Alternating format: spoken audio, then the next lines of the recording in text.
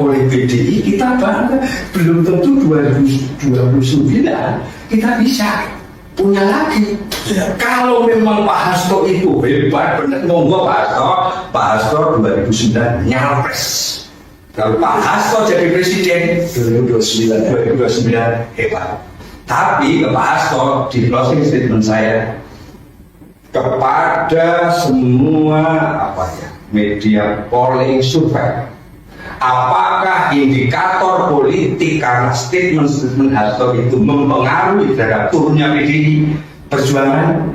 Saya akan mengatakan turunnya suara PDI Perjuangan, kekalahan PDI Perjuangan, salah satu indikatornya adalah statement saudara Hasto Kristianto. Pak Hasto dengan segala hormat, mari kita bertaruh. Enggak, saya belum selesai. Mari kita bertaruh.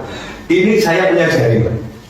Kalau saudara Hasto tidak masuk dalam indikator itu, potong jari saya. Wow, potong jari saya. Tetapi manakala saudara Hasto nanti masuk indikator karena celotehannya yang merugikan PDI, Pak Hasto bayar duit 1 miliar. 1 miliar guys. Wow. Dengerin tuh Pak Hasto tuh. Pak Imam sebagai orang hukum jadi saksi. Kalau Pak Hasto tidak terima, monggo. Sekjen PDIP Hasto Kristianto Biang Keladi, ya. perpecahan PDIP mengemuka di daerah. Di bawah arahan Sekjen PDIP Hasto Kristianto, para kader PDIP di berbagai daerah ternyata hanya diperlakukan seperti kerbau. Para kader PDIP seperti kerbau, bukan Banten, yang harus mengikuti arah politik Hasto yang dianggap hanya ngalor ngidul, tidak tentu arah. Padahal mereka juga punya aspirasi untuk didengar oleh petinggi PDIP, khususnya Hasto Kristianto sebagai Sekretaris Jenderal PDIP. Salah satunya diungkapkan oleh Sudarsono sebagai kader PDIP Kabupaten Pemalang. Suara PDI Perjuangan, kekalahan PDI Perjuangan, salah satu indikatornya adalah statement saudara Hasto Kristianto. Ketidakpiawaian Hasto Kristianto sebagai Sekretaris Jenderal PDIP ternyata sudah mengakibatkan perpecahan di tubuh Partai Banten. Hal ini tidak hanya terjadi di antara para elit Partai PDIP, tetapi juga para kadernya di akar rumput masyarakat. Sementara itu, para kader PDIP di Jakarta juga sama halnya, sudah sangat muak kepada Sekjen PDIP Hasto Kristianto dan gamblang menyatakan bahwa kepengurusan DPP PDIP saat ini sudah tidak sah secara hukum. Apa ini guys? Ini kader PDIP demo kok yang kerap kekalahan PDIP. Wah, siapa tuh? YSM, siapa tuh? Oh, ada sampai demo di daerah-daerah ya kan?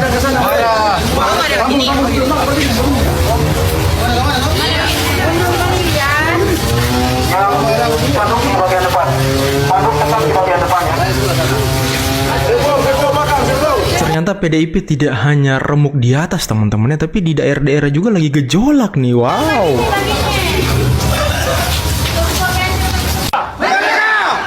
Pelanggaran organisasi Dr. Anda Haji Yasti Suprejo Mokago dalam pemilihan Kepala Daerah Sulawesi Utara dan Kabupaten Pulau Mongondo. Saudara-saudara sekalian, hari ini kami berdiri di sini untuk menyampaikan pernyataan sikap yang tegas terhadap tindakan pelanggaran yang dilakukan oleh Dr. Anda Haji Yasti Suprejo Mokago, anggota DPR RI fraksi PD Perjuangan Komisi 5, terkait dengan pemilihan Kepala Daerah di Sulawesi Utara dan Kabupaten Pulau Mongondo. Pelanggaran yang dilakukan oleh Dr. Anda Haji Yasti Suprejo Mokago sangat merugikan partai dan calon-calon yang diusung oleh PDI Perjuangan, serta mencoreng nama besar organisasi.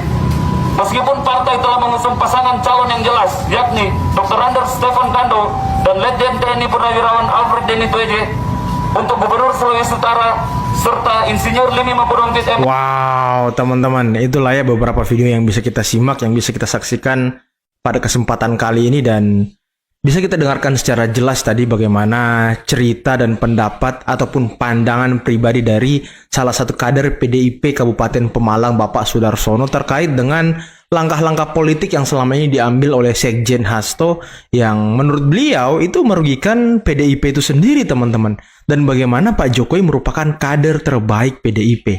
Dan belum tentu PDIP bisa melahirkan kader terbaik seperti Pak Jokowi di tahun 2029 bahkan setelahnya nanti teman-teman.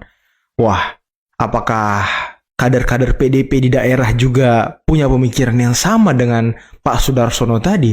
Dan ini menarik teman-teman. Ternyata PDIP ini tidak hanya pecah di bagian elit-elitnya saja, karena kemarin berhembus kabar bahwa ya kelompok Hasto, Deddy Sitorus dan kawan-kawan ini ingin menggeser posisi ataupun pengaruh dari Ibu Puan Maharani selaku ketua DPP dan juga mungkin Presiden Korea yakni Bro Bambang Pacul. Waduh, yang memang ya seperti yang kalau saya lihat teman-temannya Pak Sudarsono tadi itu ya beliau lebih hormat kepada Bambang Pacul daripada sekjen PDIP. Karena ya mungkin saja Bambang Pacul lebih rasional, lebih melihat secara objektif.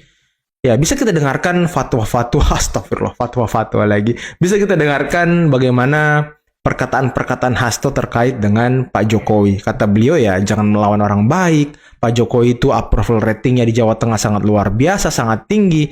Dan beliau sudah memberi peringatan kepada orang-orang PDIP kalau jangan melawan orang baik, jangan menyerang pribadi, jangan selalu mencemooh, menghina dan segala macam.